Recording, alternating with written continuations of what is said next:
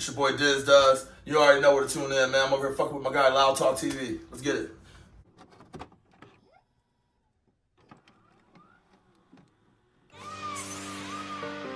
Yeah. Well, we choose to hate. Mad as fuck, got moves to make. She used to wait, now she just complain. Said she ain't in love, shit ain't the same. Fragile love, paper planes. Fix them up just to break again. Beg each other not to make it in. Slut me out, make amends. Broke my heart, fuck my friends. Years again, play will never end. You feel what I'm saying? You feel what I'm saying, guys? Just trying to show a different side of this. Does. You feel me? I'm trying to show a different side of me. You know what I'm saying? I'm trying to show people that I got different lanes. You feel me? No, I'm still spitting. Look coming right here. 1, 2, 3, let's go.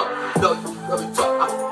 It's all my fault. She packed her shit, flipped me off, threw her a ring, just go. Damn, I love when she pissed off. Damn, I love when she pissed off. Damn, I love when she pissed off. You feel me, cuz? I know you pissed, but can we talk? I fucked up. It's all my fault. She packed her shit, flipped me off, threw her a ring, just go. Damn, I love when she pissed off. Damn, I love when she pissed off. Damn, I love when she pissed off.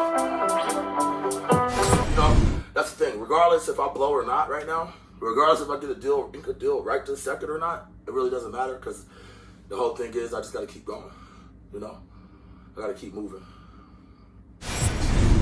Y'all know what time it is, man. We back again with the Livest Podcast in the bed. So go tell a friend, spin it back around, and then go tell another friend, man, because we back in the building, man, with my main man. Rah! It's your boy Diz Does. I'm checking in with y'all, man. What's up, man? Hey, a lot going on with me, man. I had to check in. With Loud Talk, man. Let everybody know about all the excitement in my life, everything that's popping off. So, yeah, I'm just here to answer questions, man. Whatever you got for me. Oh, man, Diz Does finna get it in with us, man. We finna get Diz Does off the good drugs, man. It's that time. Yeah. Yes, sir. What's good with you, though, Diz, man? How you been doing? I've been good. It's just been, been a lot of momentum this year, man. I had a game plan in my head, and I attacked it, and I went at it 1,000,000%, and it's starting to pay off. I'm starting to see results. I'm starting to see a lot of results, You've been showing your hunger from January 1st, before January 1st. You've been showing your hunger for the year, man. Yeah, I've been showing my hunger, and another thing is, I had some setbacks last year, that, really could have deterred me, and really tried to, really just knock me off, but I used those downfalls to really push me to go harder and seize every day like it's my last. You know what I'm saying? Because that's what I really realized is that, every day is not promised. Tomorrow's not promised. And that's something that I really realized last year. You know what I'm saying? Like that's, I always said it, tomorrow's not promised. People will say that to you. It's a saying. But to actually almost die and be laying there, and come back, and, be like, whoa, I almost wasn't here, and then to be sitting there, and, the whole thing about it is, I just let people know about my situation a little bit. I was involved in a car accident. Before that even, my granny died March 14th. That was huge. Last year, coronavirus, of course it disturbed everybody's life. I know everybody had a fucked up year last year. So don't let me just talk about my fucked up situation. That make me, downplay yours because your situation probably was fucked up too.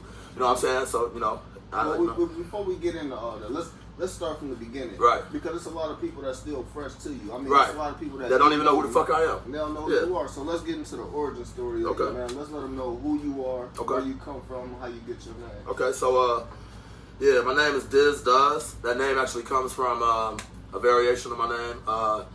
My name, starting off when I started rapping actually when I was 11 years old with my pops, I was going by B Dizzle.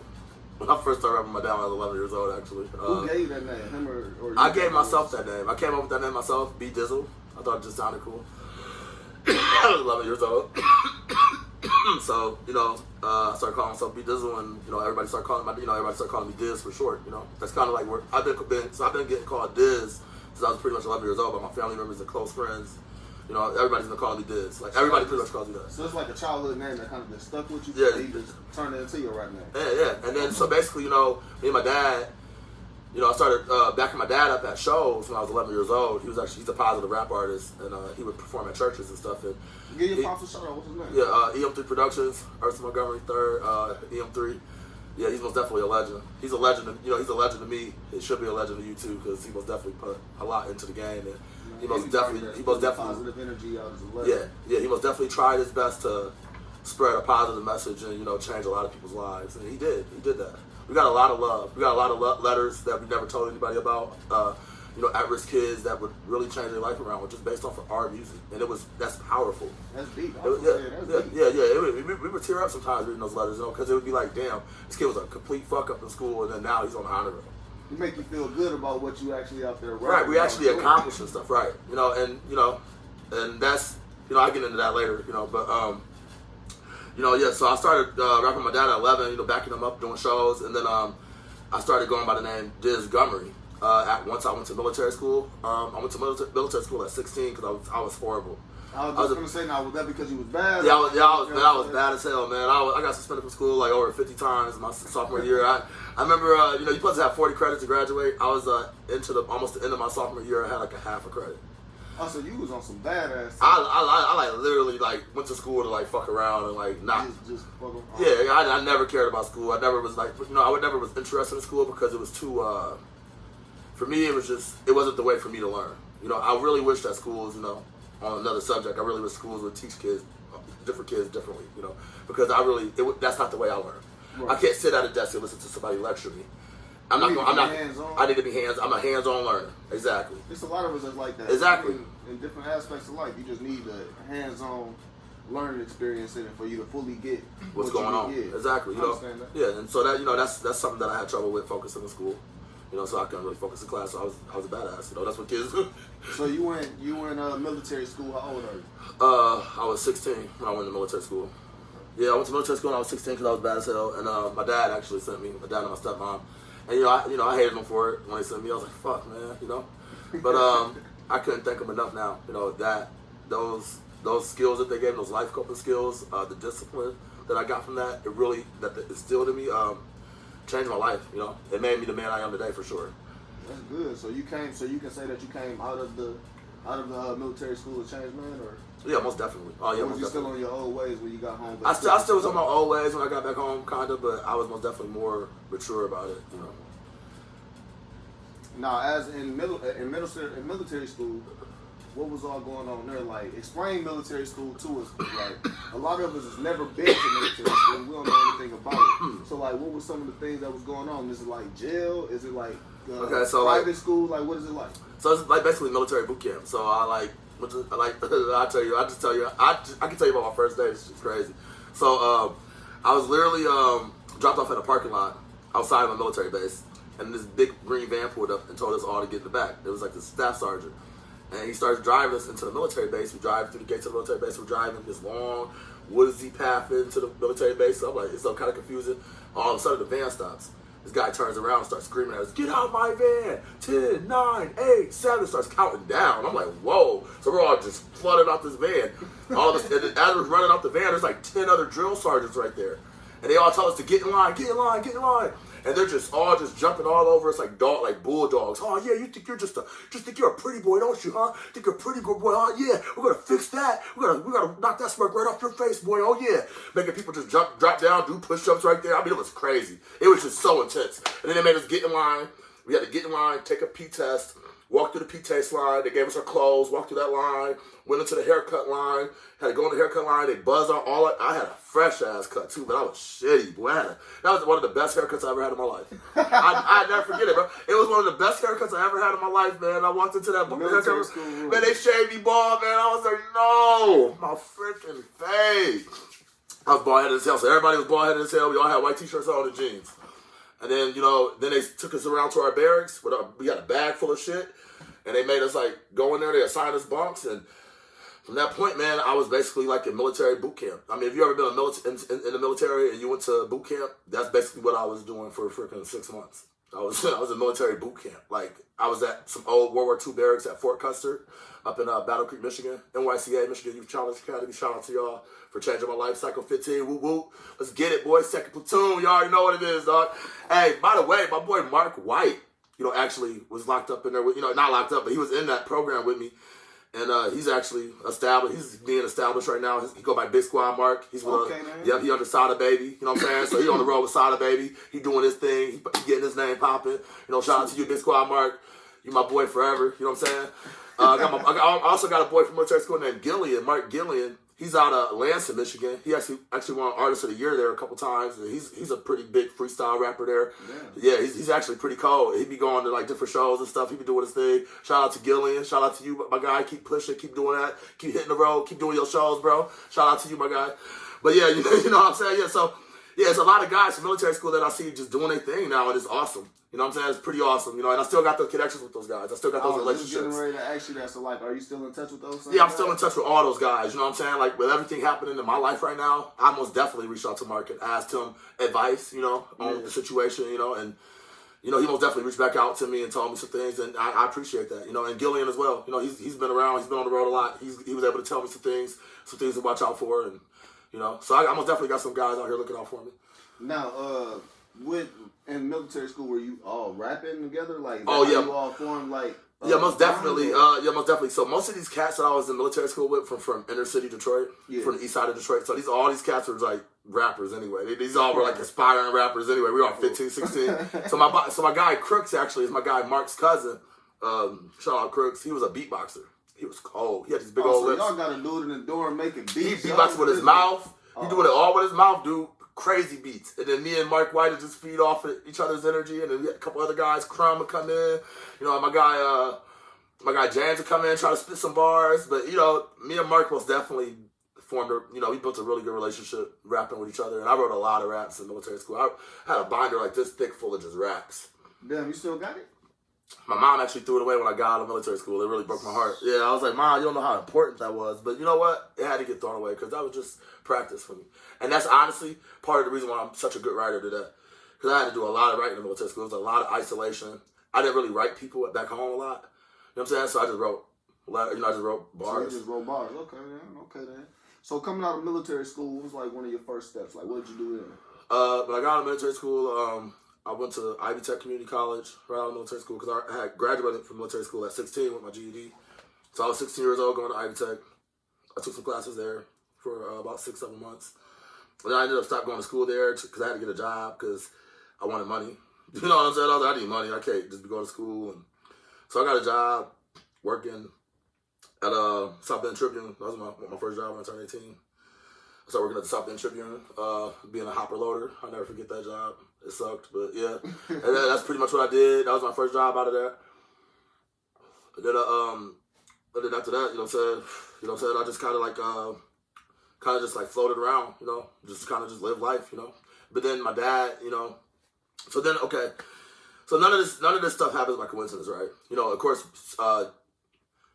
good things come out of bad situations. I know that's kind of crazy to say, but you know, that's kind of what happened. So when I was 17, I was fresh out of military school. I had just turned 17. I was in Ivy Tech. It was a girl. It was actually a girl that was in my math class. Oh, that's okay. It was actually a girl in my math class, and she prayed on me. She was 24. I was 17. You know, she prayed on me though, and she actually ended up getting me. I actually ended up going over her house one day with my friend because my friend was dating her friend.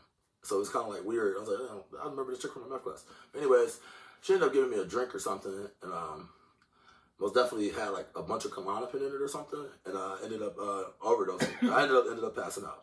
What? So basically, this chick had me in her control for a couple weeks, man, and I just don't remember it much because I kept passing it out. I kept waking up and passing out, waking up and passing out, waking up and passing out. So I don't remember much of the situation. I can't tell you, but I can just remember that I didn't eat at all that whole time, and all my clothes got cut up with razor blades, and they stole my laptop.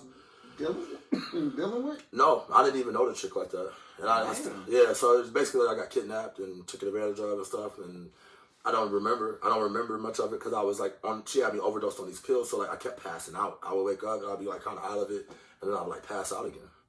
Damn. So I finally got free from her one day, and I broke out and I ran, and I just kept running, and I kind of seemed like somebody familiar, and I ran up to him. It was my guy Pooker, and I ran up to him to his house and ended up passing out at his house, and they drove me down to my mom's house.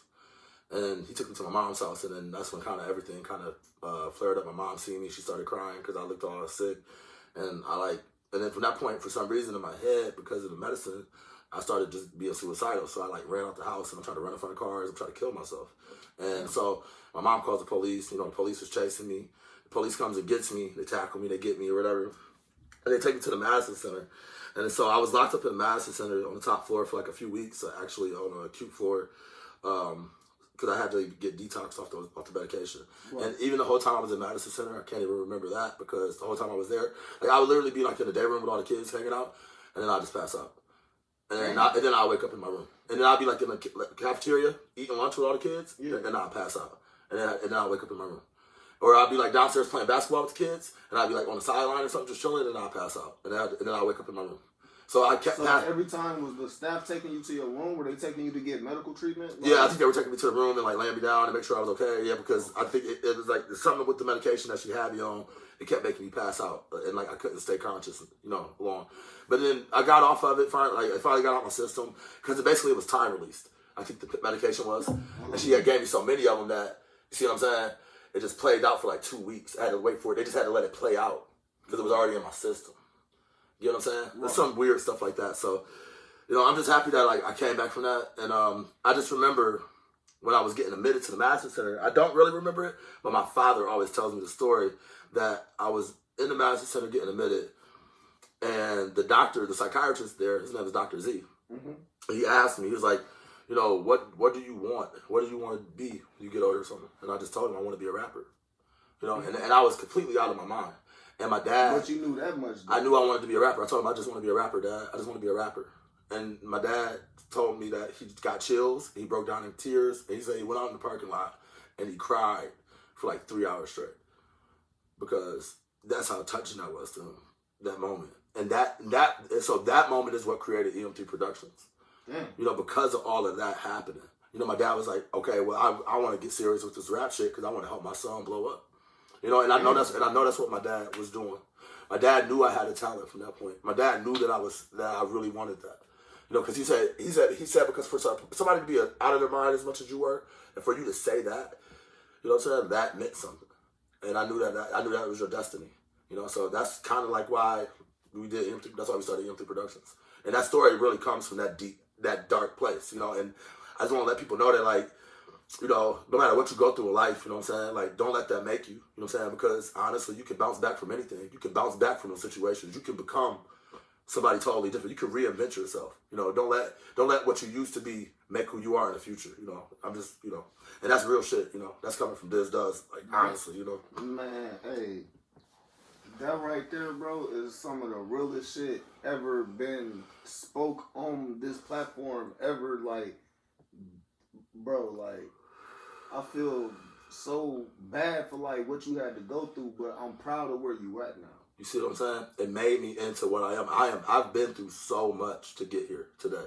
I mean, so much. I mean, I can tell you about times when I was riding around with my friends, and my friend had got some money. We were like in the 9th, 10th grade. Just got some money. He got a drop top flip flop Chevy off of Mike that owned the beat store over there on Lincoln Way West. Yeah. Remember Mike? Remember that? Do you remember that flip flop Chevy he had with the spinners?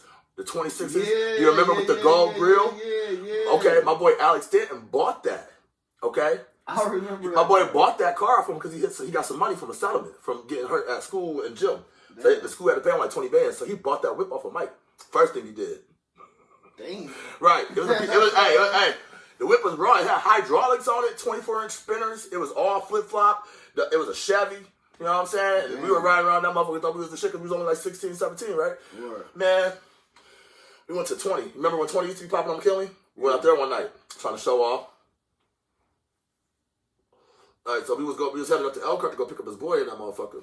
We at the stoplight or whatever, right there at the 7-Eleven, right there by the airport and shit. We was up there somewhere on, I don't know where that's at, but it's by the airport in Elkhart, and it's a 7-Eleven right there, and it's a stoplight.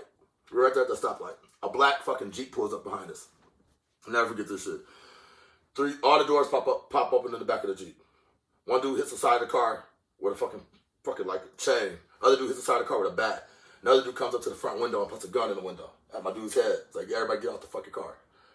What my dude do? My dude motherfucker hit the fucking gas pedal and bust a left. I'm like, oh, hell no. Dude with the strap to start busting all at the fucking car. You know what I'm saying? Hitting the fucking car, shot the windshield out. I'm sitting in the back seat.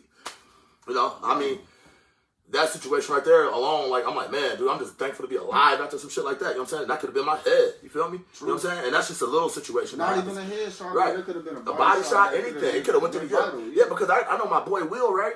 He was in a fucked up situation. He was in the backseat of a car. They were driving away, and the dude was shooting and shot through the trunk of the car and hit him right in the spine. Damn. My guy Will paralyzed to this day, man. Shout out Will, but yeah, my guy Will paralyzed to this day from that situation. He got shot through the back through the trunk of a car, bro. Our dude was shooting at the car as he was driving away, shot him through the trunk of the car. Damn. Yup, he paralyzed to this day. And that's what I'm saying. Like, yeah, that's what I'm saying. That could have happened to me. So, you know what I'm saying? Like, that's why I'm blessed that I've been through so many weird, fucked up situations and to still be here. You know what I'm saying? Like, you know, I'm a real trap nigga too. You know what I'm saying? I ain't gonna say that I ain't never got my hands dirty. You know what I'm saying? I done did some real trap shit. You know what I'm saying? Like, I grew up in the hood. I mean, that's what we do. That's what we do to survive. You know what I'm saying? It's a mode of survival. You know what I'm saying? We only getting paid $8 an hour, $9 an hour at these bullshit ass jobs. What you want me to do? You know what I'm saying? I got bills to pay. I got kids to feed. Shit, I got mouths to feed. Shit, I want to be a rapper. Shit, I want to look good. Shit, what the fuck? You know what I'm saying? You know what I'm saying? Nobody want to hire me.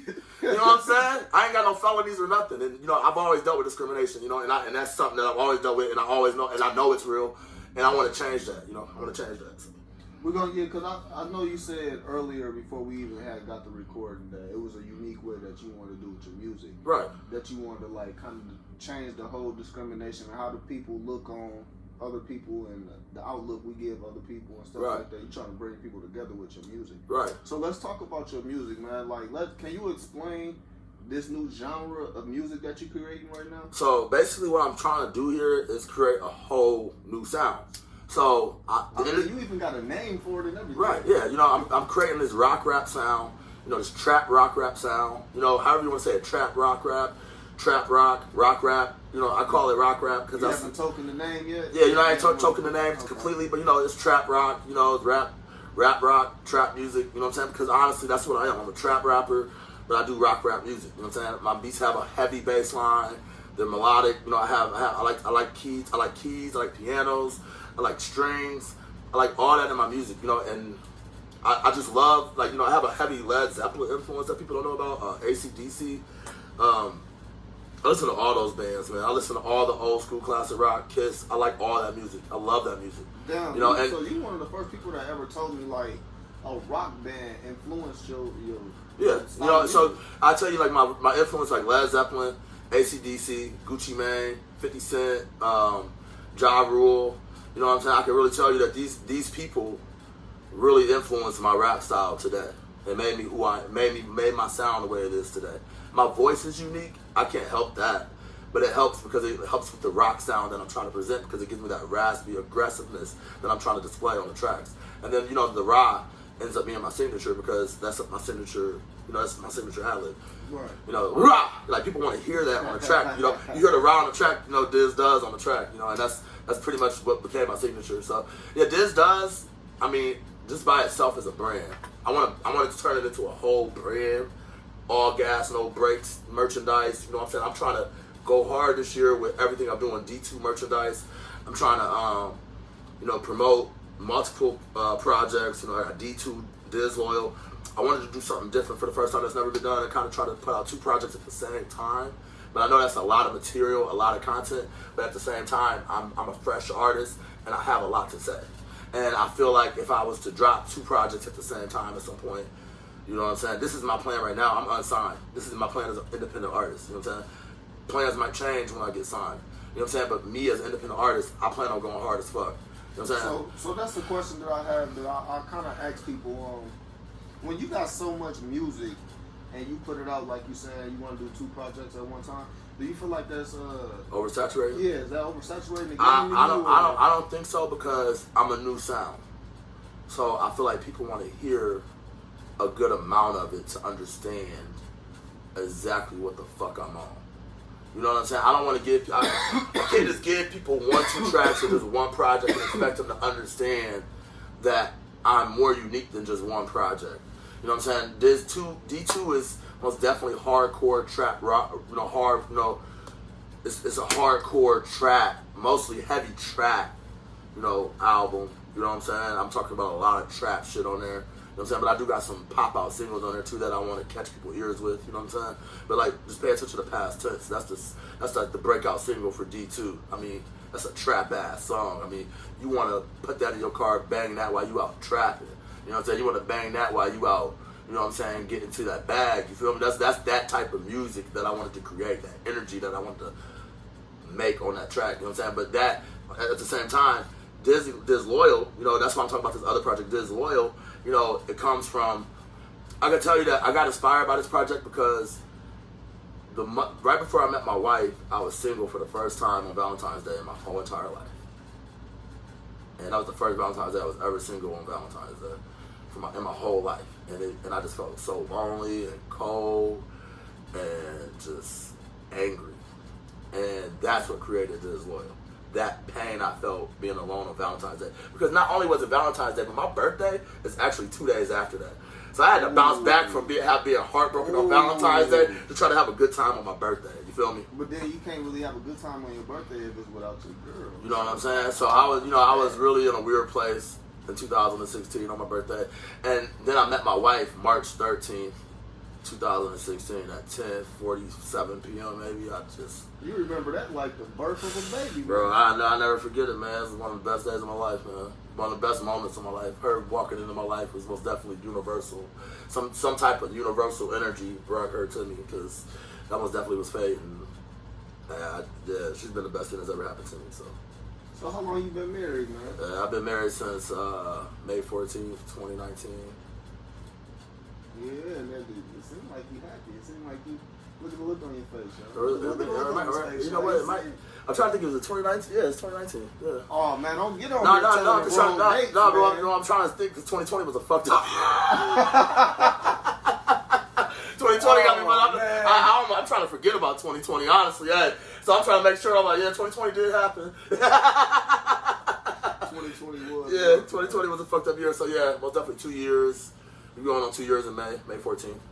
How many kids you got? I got 2 kids with my wife, and I got 2 kids with 2 other women before I got with my wife. So I got 4 kids total. How old is your oldest? She's 11, and then I got a 6-year-old, and then I got a 4-year-old boy. He started 4 actually on the 21st, and then I got a 1-year-old daughter. How old is your youngest? 1? Yep, she was. Man, so it's safe to say you just an all-around active dad, rapper, and are you working? Yeah, I work third shift at a CNC factory. I run a big-ass CNC machine. So you almost, you like Pac-Man. What's the name, BFM, BMF? Yeah. My grind is nonstop, man. I mean, I have to work to support my family. My wife works first shift, so I have to, and we don't want daycare right now because of COVID, so I take care of the kids all day. You know, I try to go to sleep as soon as I get home, and the kids will sleep with me till about 10 a.m. So I get about 3 hours of sleep in the morning time, and then I'm up with the kids all day until my wife gets home. And then, you know, we kind of trying to get dinner done and shit, and eat dinner and shit, and then I try to go back to sleep at about 8 o'clock. And then, you know, I wake up at about 10:30, get dressed for work, and go to work.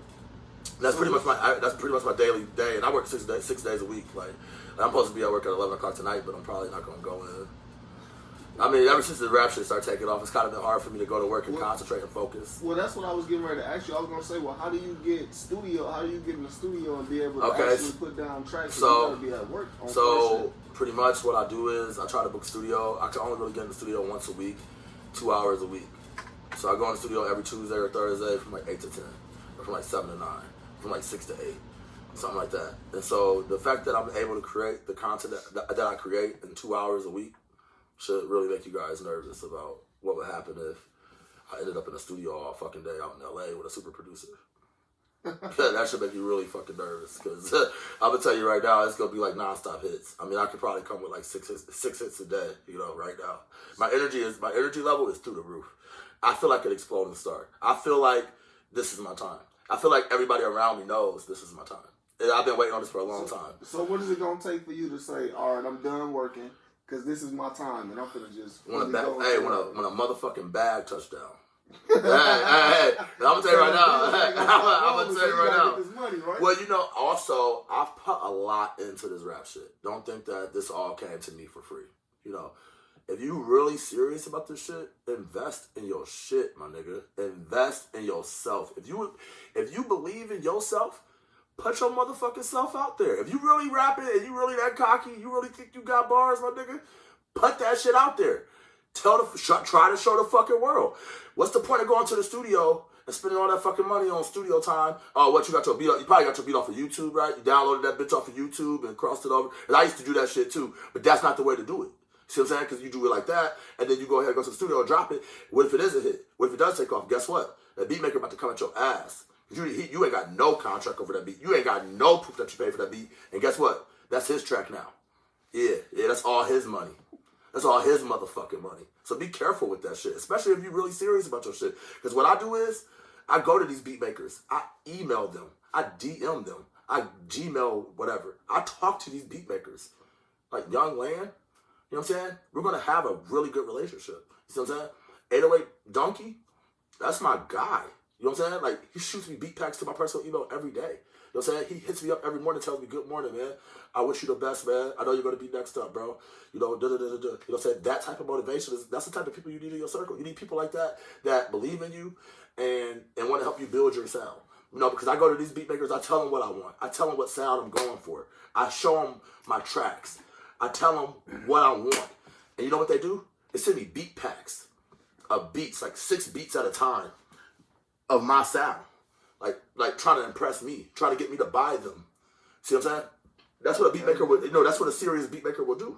You know what I'm saying? It ain't about going on there and going through a list of beats like, yeah, that one sound good. Let's drop some shit to that.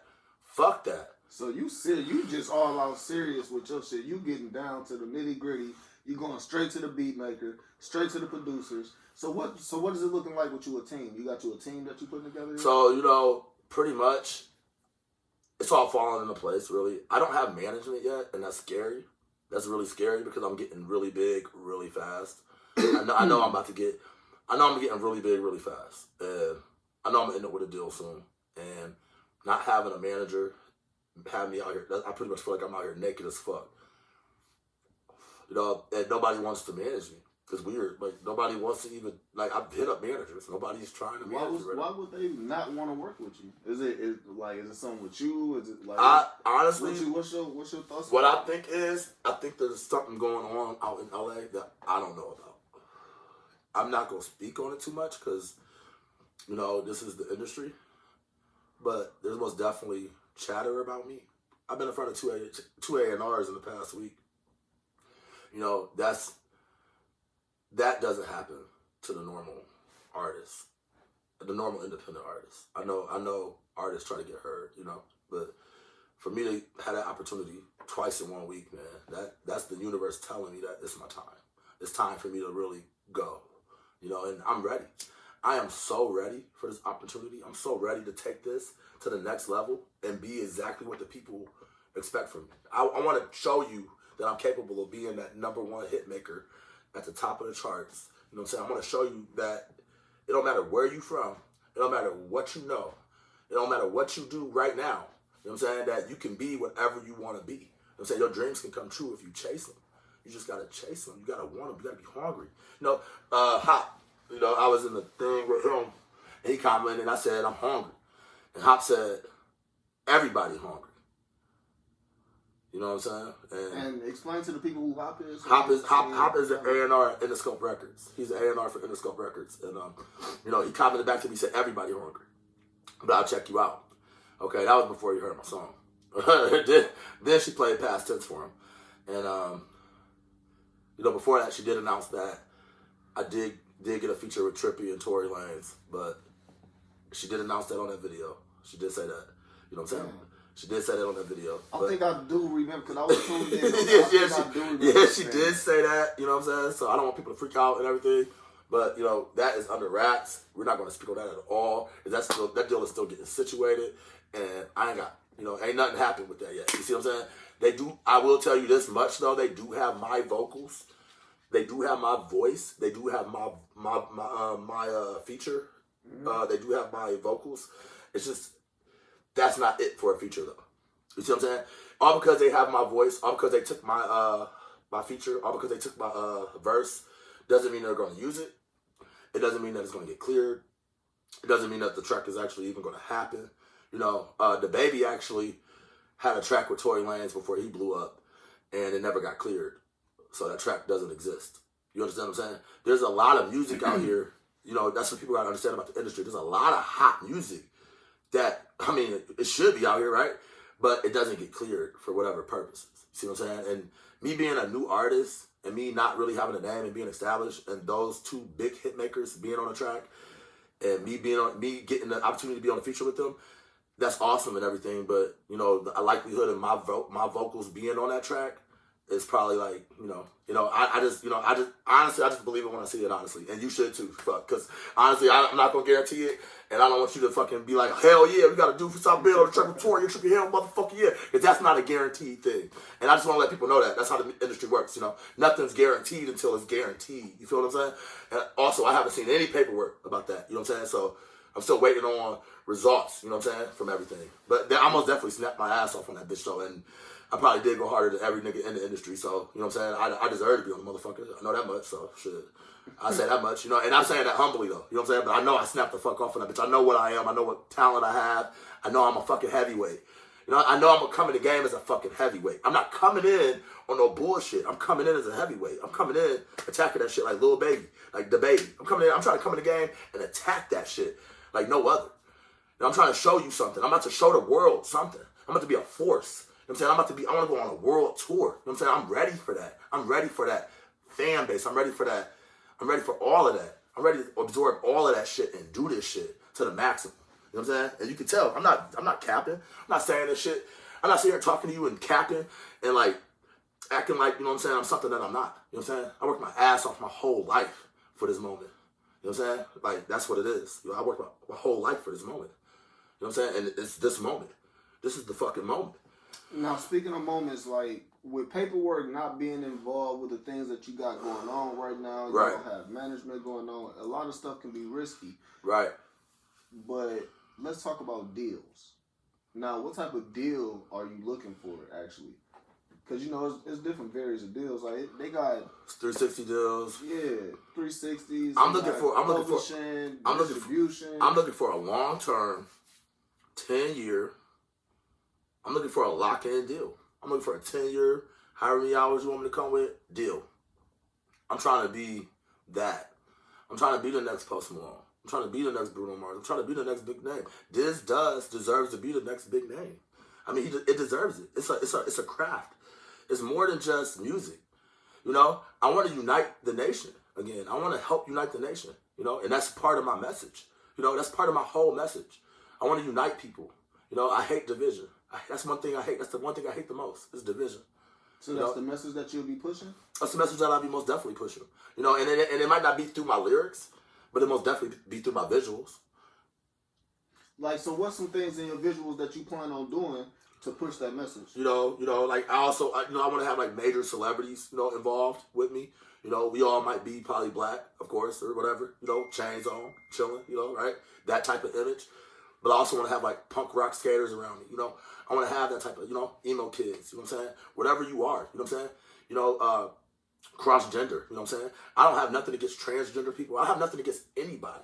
I don't care if you're transsexual. I don't care if you're gay. I don't care if you're black, white, Asian. I don't care who you are. If you real, if your energy is real and pure, I'll fuck with you. I'll work with you. You know what I'm saying? I'll look at you like a human being because that's how I always wanted to be looked at. And that's how I've always wanted to be treated. You know, and I've been looked at as a nigga. You know what I'm saying? I've been looked at as a nigga, uneducated ass nigga, even though I'm smart as shit. I'm on top of my shit. You know what I'm saying? That's the one thing about this shit. I'm going in the game on top of my shit. I'm not coming in the game letting motherfuckers fucking tear, you know. I'm asking questions. I'm curious about what the fuck's going on. I want to know what's happening. You feel me? I'm not trying to come in the game and be, you know, I'm not trying to come in the game and just be a pawn or a puppet. You know what I'm saying? I want to be involved in my vision. Most definitely. I want to have. Would you come in the game as a writer? Huh? Would you come in the game as a writer? Hell no. Hell no. My voice is too valuable. My voice needs to be heard. My voice is unique enough to be pushed. But you know what? Coming in the game as a writer, you know, I mean, like I said, my bars ain't that strong, so maybe I need a writer. You know what I'm saying? Fuck. I take criticism. I take criticism lightly, you know, and I know criticism is real, you know, and I need to take it and absorb that. And you know, I really wish he would have heard some more of my songs before he said that. You know what I'm saying? Because Past Tense isn't my lyrical song, most lyrical song. I didn't make that song to be lyrical. I made it to be catchy. That's what it is, clearly. I mean, I didn't make it to be lyrical. If I made that song to be lyrical, it would be lyrical. You know what I'm saying? I can make lyrical shit. Like, I got songs out here like Toxic, my next single that I play on release soon. I'm getting the artwork done by Jay Damage actually right now. Shout out to Jay Damage, man. That's the homie. Yeah, man. shout out Jay Damage, man. He actually just did the stimulus pack cover, which is actually out streaming now on all platforms. Just dropped today, featuring Bombay Tay. Go check that out. It's streaming on all platforms: SoundCloud, Spotify, Amazon. I don't know if I'm on Tidal or not because I don't have Tidal. But I heard somebody say I'm not on there, so don't look for me on there, I guess. Amazon, Apple, whatever. You know, Diz Does is everywhere. You know, Diz Does is actually putting this up everywhere. I just locked in a deal with my social media team actually a couple hours ago. I have to call him after this. I actually have to call him after this interview and have a conversation with him about exactly what's about to happen with that. But that's big for me. I got an actual account manager 24/7 for my social media, and that's going to help me build and grow my fan base by the thousands. You know, they're going to most definitely help me out a lot. So I'm glad I got that on deck. That's one of the first things I needed to get on deck, you know, to help me start blossoming this year. That costs, by the way, that costs monthly. You see what I'm saying? That's a monthly fee that I got to pay them to do that, but it's going to be worth it. You know, it's going to most definitely be worth it. Also, Kalisha from Power 106 FM, she actually does the Cook Up Live show. She actually the host of that show. She actually is partnered with YouTube Music as well. She has a show called The Playlister. Shout out to Kalisha, man. She's actually been a really dope chick. She's actually been there with me from day one. She actually she's really helping me blossom my career. And I can tell Kalisha. Yeah, shout out to Kalisha. Her boyfriend Jay Uncut. Shout out to you too, bro. I haven't got a chance to talk to you yet, but I can tell that you're good people, and I can't wait to meet you. I actually tossed Kalisha a nice chunk of change for a marketing campaign as well. So I can't wait to see what happens with that. You know, I still been trying to get on top of her about that, but she's a busy woman, dude. She's a really busy woman, so I'm trying to give her space. I'm not trying to disrespect. You know, I know how it goes when you're important. Yeah, now when you're working with a lot of different artists, man, I'm sure she's not just working with you. Right, exactly. She can't get back to everybody, and she got to have a life at the same time. Exactly, and she got to have a life at the same time, exactly. So, you know, yeah, but shout out to Kalisha for real. I mean, I can tell that you're going to most definitely help my career blossom. You're out in LA working for the biggest radio station there. I've been to LA before. I know the power that you have. So, now speaking on radio stations, man, do you plan on getting any of your songs played on any of the radio stations, like the local radio stations? I don't really make my music to be radio friendly. I don't really care about radio play too much. Satellite. That's where the money is. I feel that satellite radio. I want my shit to get played on there. With that Hip Hop Nation, I want them to play my shit. I want Shade 45 to play my shit. You know what I'm saying? I want the Heat to play my shit because I'm coming with some R&B shit too real soon. It's February, man. You know, I want those stations to play my shit for sure. Other radio stations, if they want to play my song, I would love for them to play my song. But I don't make my music to conform to the radio. I think people get caught up in that and lose the art. What, we're making radio songs? Right. Yeah, you get caught up and you lose the art. I don't want to lose the art, so the radio's gonna either fuck with me or not. That's their choice. What makes you feel like you're gonna lose the art? Like what? I can't. The way I rap, the things I rap about, the words I choose to use those words for a reason because they get my point across pretty well. But what's some of the words? Can we get a couple of the words just off the back? You got a couple off the head. What's some of the words? Like past tense, for instance. That nigga past tense popped a perk and made her squirt. I'm everywhere. The cash is my last bitch. Fucked me over when I didn't have shit. Money madness, coronavirus. We don't pass it. I need a bad bitch with some ass tits. You know, I mean, that's up to the radio. That's up to the radio if they want to play that. Honestly, I don't really care about the radio play because streaming is what matters to me the most right now. I really want to get my streams up. This year is really a year that I want to attack the streaming game hard. I want people to hear my name. I want to make my web presence big. I want to make my internet presence big. I want to attack the streaming. That's really where I see my money coming in at. I'm not focused on the radio. You know, like, I mean, if I'm focused on the radio, I'll be making Happy Dory songs all day. You know what I'm saying? I do have radio-friendly songs, though. I have a song called Watching Over Me. I feel like that's pretty radio-friendly. I feel like the radio could fuck with that. Most definitely. That could go top 40. That song could go top 40 right now, today. right now. Yeah. Now, I heard you say you had the song Stimulus Package with Bombay Tay coming. Right. Well, it's already out right now. Y'all go Yeah. stream that on all platforms. Most like you definitely. said. Stimulus But Package. is there any more artists around the city that you looking to work with, or already work with and haven't dropped a track with, or like have plans future working with? Actually just got a verse back in from Wally West. We're working on 2 tracks right now together. Actually going in the studio on Sunday to drop the other reference track to shoot to him. I already paid him for that verse as well. I also, that's another thing. I paid Wally West to feature on my tracks. I didn't ask him to do it for free. You know what I'm saying? I asked him how much to get you to feature on my tracks, Wally. Because I respect his art, I respect his craft, and I know that's not free. You know what I'm saying? And just because we go way the fuck back, don't mean that I'm gonna be like, hey bro, shit, we go way the fuck back, bro. Shit, I put this motherfucker with me, niggas. Because you gotta respect people's craft, man. This shit ain't free, bro. I don't sit here and write bars, nigga, just to do it. Not no more. I used to, you know what I'm saying? Not no more, man. This shit is real. This shit is a real business now. You know, I got a business email set up. I got business account set up. I'm trying to do this shit for real. You know what I'm saying? This shit is real. I'm trying to set all my steps up like I'm supposed to do this shit for real. That's how you're supposed to do it, man. You're supposed to come professional so you get respected and Exactly. treated professional. Yeah. You know what I'm saying? So, with those 2 tracks coming out, man, what album, what mixtape, what you putting those on? Like, what we got to look forward to? So those 2 Wally West tracks, I'm actually gonna throw those on the Disloyal project. I plan on dropping those 2 tracks on Valentine's Day. Or will I get the cover art done by Jay Damage for both of those? I'm gonna probably shoot him the money for that next week to get started on those. Cause my budget, you know, is spread out. You know, I'm spreading this shit out, but I got it planned out. You know what I'm saying? All in my head. Yeah, I'm gonna shoot him the money for that probably next week to get started on that cover art. To get that cover art done, I got my boy Quentin SL Designs. That's the guy that did the Past This video. We're actually shooting the Stimulus Pack video next Saturday. Ooh. Shooting a Stimulus Pack video next Saturday. I plan on dropping that at the beginning of February on my YouTube channel. And it'll also be on SL Designs YouTube channel. Also, I'm dropping 2 singles with Wally West on Valentine's Day. It's going to be 2 single drop on all platforms.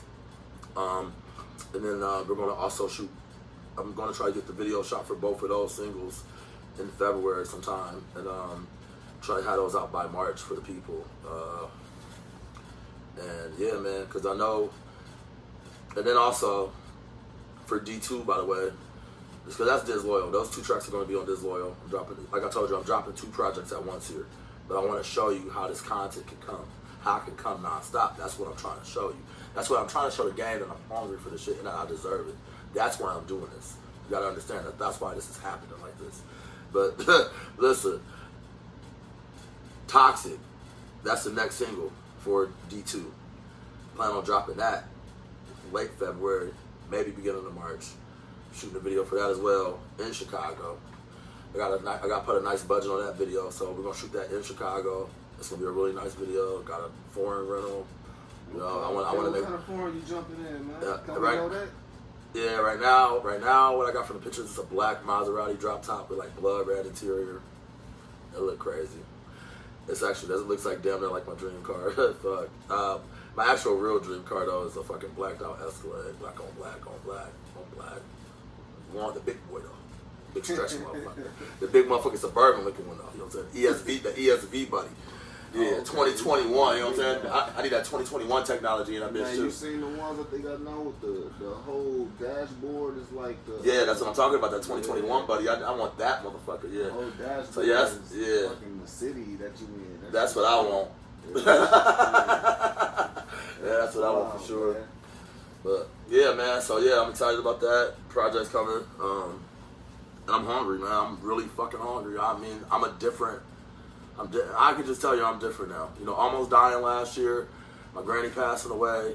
All those things happening to me last year, and then the whole coronavirus thing. I actually got coronavirus in the beginning of August too. I did already get it.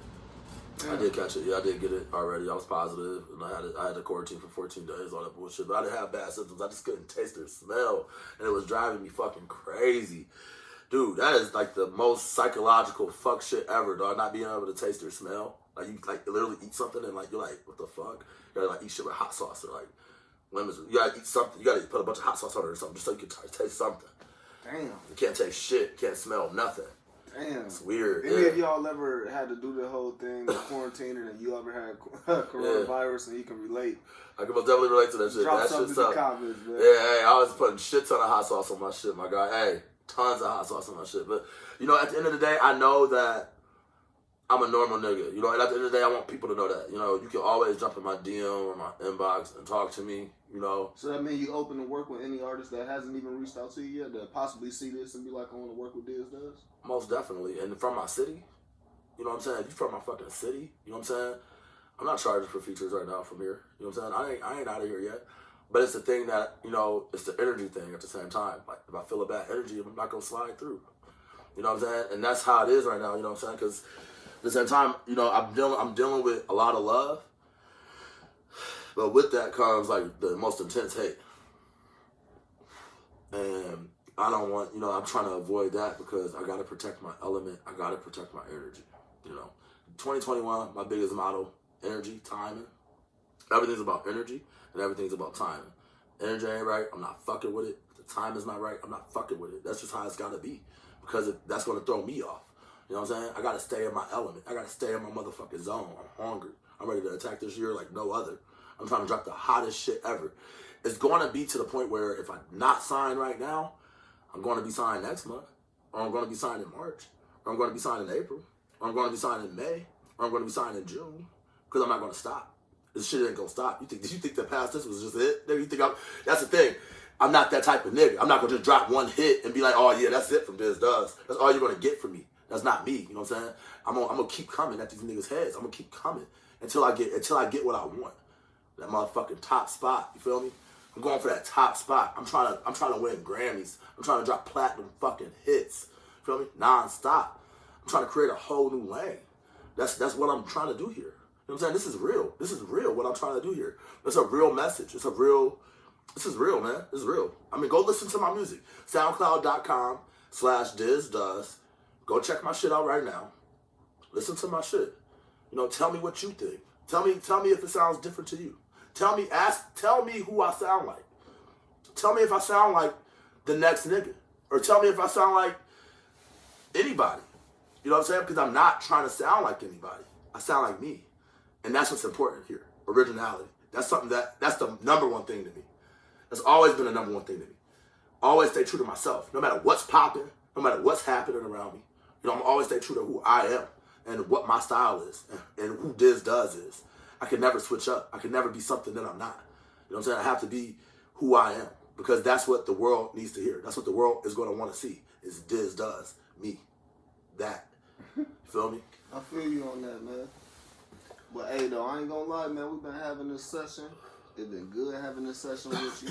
We got my man Diz Does in here. I need you to tell these people where they can find you at, where they can come fuck with your music at, where they can follow you at, where they can support you at. Tell these people your names. So, hey, you can find me, Diz Does. You can find me on Spotify.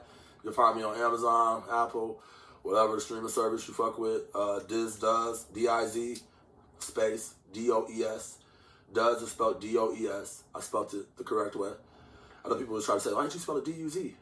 I said, I know that would look pretty cool, wouldn't it? But I spelled it the correct way. I don't know. I don't know. I don't know why I spelled it the correct way, honestly, but it just goes. It goes with me, you know. It goes with what I'm trying to do, you know. It goes with the image I'm trying to do. Maybe if a record label signs me or something, it might make me change that O-E to a U, maybe. But I feel like if they respect my creativity and they respect who I am as an artist, they wouldn't. You know what I'm saying? Like, because that's not what I want. You know what I'm saying? But at the end of the day, I'm hungry. I'm driven. I'm ready. I'm ready to see what happens this year. I know that great things are going to happen for me this year because I'm not going to stop until it does. Until my destiny occurs. You feel me? I'm going for that. You know what I'm saying? And I mean, if anybody doesn't see my hunger, if anybody doesn't see my motivation, doesn't see what the fuck they looking at, then it's whatever. You know what I'm saying? But I'm telling you right now. You know what I'm saying? That's what this is. This is real hunger. This is real drive. This is real energy. This is real rap. You feel me? And that's your boy Mike G, man. And I need y'all to do one thing for me before y'all leave up out of here. I need y'all to go to Facebook and follow Loud Talk TV on there. I need y'all to go to another page on Facebook. It's called Official Loud Talk TV. And hit that button on there and come fuck with us in this group because it's so smooth and it's so cool. You want to be there too. Then go over to Instagram if you fuck with Instagram. Loud Talk TV over there. It's simple. If you on Twitter, Loud Talk TV 1. Fuck with us, man. And if you go on to YouTube where you want to see this at and you want to see more interviews, it's Official Loud Talk TV. Hit the bell, the notification, and you will never be late again. Go tell a friend, man, there's been one. Y'all stick around, though, man. I got a little treat for y'all. We're going to play that past tense real quick. Let's get it. Disneyland, bitch. D2. That nigga past tense, popped a perk and made her squirt. I'm everywhere, the cash is my last bitch. Fuck me over when I didn't have shit. Money madness, coronavirus, we don't pass it. I need a bad bitch with some ass. That nigga past tense, popped a perk and made her squirt. I'm everywhere, the cash is my last bitch. Fuck me over when I didn't have shit. Money madness, coronavirus, we don't pass it. I need a bad bitch with some ass. Moving metric like it's Tetris in the Lexus at the grocery store. Left him there to die, I shot him twice, what he approached me for. Stop in Indiana, arm and hammer, posing all the dope. Says he left that nigga, but I seen him hugging at the stove. Messy, messy. Hippie crippler, blunt your sister, bet my money, stack up quicker. Shoot like it ain't got no trigger, fuck like she ain't got no nigga. Squirt AP, that's water